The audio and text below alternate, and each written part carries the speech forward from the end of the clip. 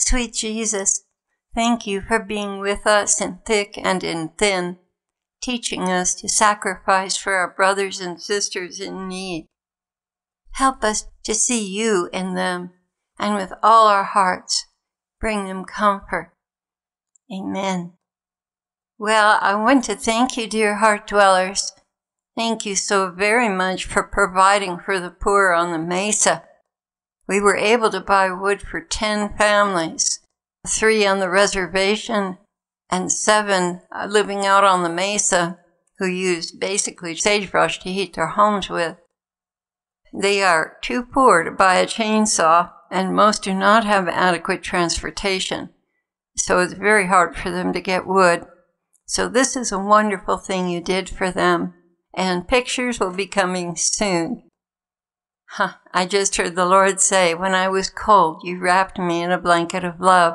You sacrificed for me, and even now it has brought honor to my name. Thank you. Wow. It always gets to my heart how grateful the Lord is to us. Jesus began, "My children, strengthen yourselves with patience.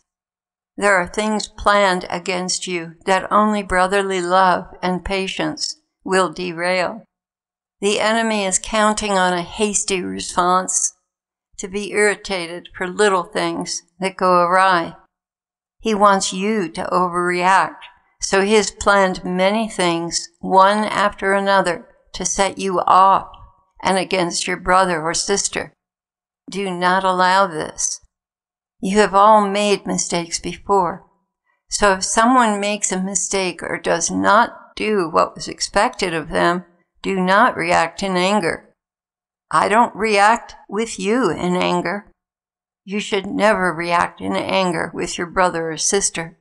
Rather, consider your own failures and smooth over what could be a potentially hurtful and even destructive reaction.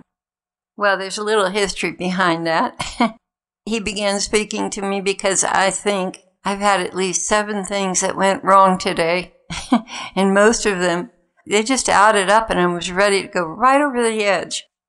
But all of them were about miscommunication and follow through. That would be, forgetfulness, possibly. Several of them cost time and money, but that's not what's important. The bond of brotherly love is the most important thing. Knowing we are not perfect gives us a reality check to consider before we open our mouths to complain about someone else's perceived negligence.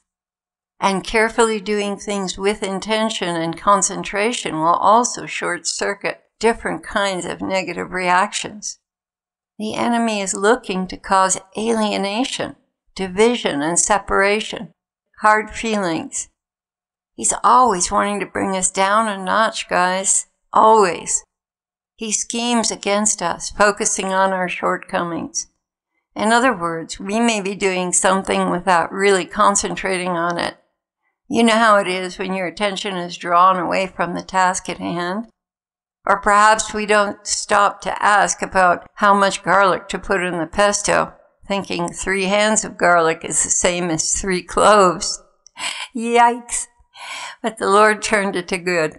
We just adjusted the recipe with a lot more oil and basil, and the meal was salvaged, plus plenty left over for a whole crew on other days. In another situation, it failed to register that I wanted a window on a certain wall because they were working on a hermitage. So the man working on it started to build a brick wall. I caught it just in time for them to remove the bricks so it could be reused and done properly. And we talked about the window, but somehow it didn't register in the plans.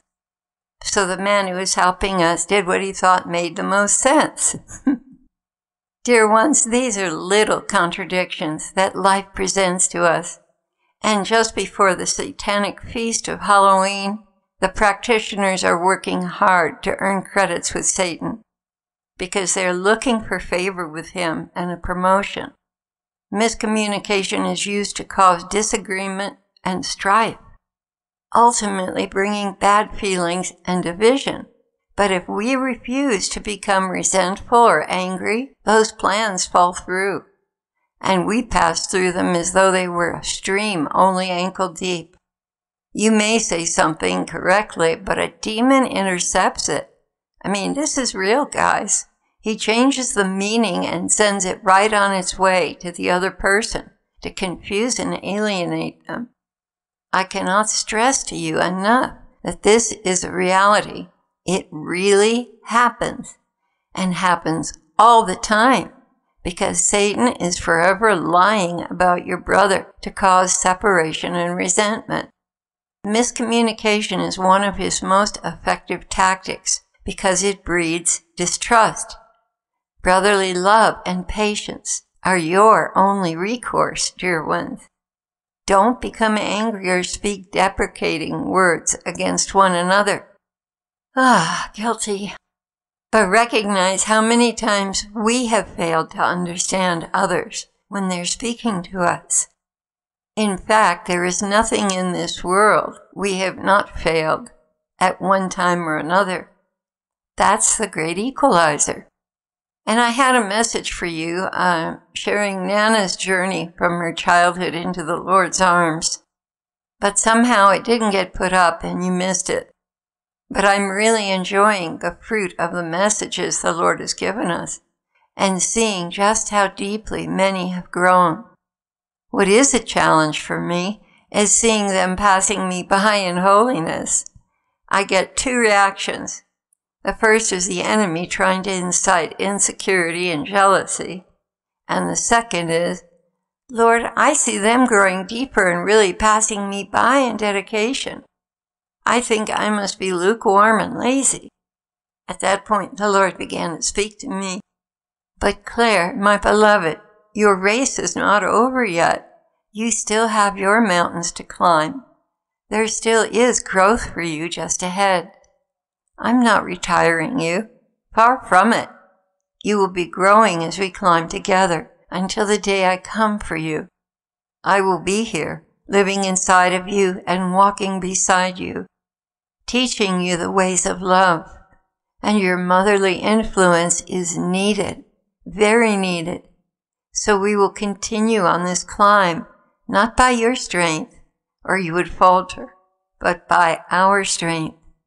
Yes, the infusion of my strength into your very being. This is no time to think of fading away. On the contrary, this is a very dynamic time to use your experiences to teach others and form them. Each thing I have done in your life carries with it many, many lessons and experiences. These are needed in today's world, much needed. Those who have not known my gentleness and kindness are discovering me for the very first time. They are seeing the real Jesus, the one who willingly suffered the worst torments on the cross for each of them. But even that can be portrayed as stern.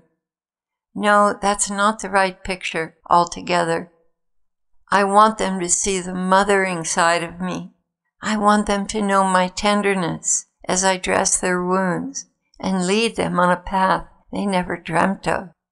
You, by your nakedness and your transparency, have made it safe for them to come to me, even seeing me as a tender mother. You are willing to disclose your foolishness because you have acknowledged who you truly are and truly aren't. This has given your flock permission to be human, to have flaws, to stumble and get back up. This has made it safe for them to know me as their healer and consoler. This truly has disclosed my Father's character, nurturing, protecting, enjoying his children, and even lifting them up when they fall, putting a ring on their finger and helping them to scale the heights, spurred on by love. The stern depiction of my Father is for his enemies, not for his children. To his children he is more tender than a mother, wiser than all eternity, and so loving that he weeps with those who weep and celebrates with those who celebrate. He is not a disconnected and faraway God. as some religions depict him. He is living within those who have become sons and daughters of God, even as it's written. How great is the love the Father has lavished on us, that we should be called children of God. Dear friends, now we are children of God, and what we will be has not yet been made known. But we know that when he appears, we shall be like him, for we shall see him as he is. That's 1 John 3. Jesus continued, No, he is not that nebulous and distant force. That is why he sent me to live among you, that you might understand the depth of his love. You have nothing to fear from the Father if your heart seeks righteousness and truth. It is those bent on evil and harming others that have much to fear. Yet even in that case, he never tires of making efforts to draw them to himself. If your heart is set on what is right, when you fall, he comes running to stand by and pick you up as you cast a glance in his direction. But if you presume to be forgiven and use that as license to continue in sinful ways, he sees the desire of your heart, but must guide you through the realities of life in the spiritual dimension until you become stronger and are willing and capable of saying no to sin. Your enemies are many, my children, and they feed upon your suffering and downfalls. But we are always here to pick you back up and set your feet on the right path. To his friends, he is the tender Father, meeting every need and dwelling inside of you. To his enemies, he is a terrifying power, capable of annihilating them in a split second. But even then, he is always ready to send forth the invitation to conversion from evil to bliss and great happiness. And just as an aside, he's not talking about an invitation to the demons, but an invitation to those who work with the demons to convert. Jesus continued, Yes, my daughter, you have come into this world to stand for what is right within a man, to nurture and lead and bring my people a true understanding of who I am to them. Claire, you mustn't ever stop writing about my goodness. Each day my children seek the manna of my love. Beloved, I know the forces set against you. I know the lies sent against your ministry. But those who love me know my voice, and you must continue to speak my love to their hearts. Do not be discouraged by the many setbacks you have experienced. Just keep bringing them my love, and I will be with them to heal, console, and guide. Your ministry is unique in that you encourage independence of thought and action based on a real and substantial relationship with me. I have brought others to catch the flame of love I have lit in your torch, and then go out into all the world with a simple message of my love and true presence in their lives, to live the promise I have made, that what I have begun I will bring to perfection. I love you, my heart-dwelling family, and I call on you to persevere in what you have learned and bring others the joy I have brought you through these messages. I bless you now with perseverance in the battle and brotherly love that will never falter or fade. Have no fear of your failures. I am here to pick you up again and again.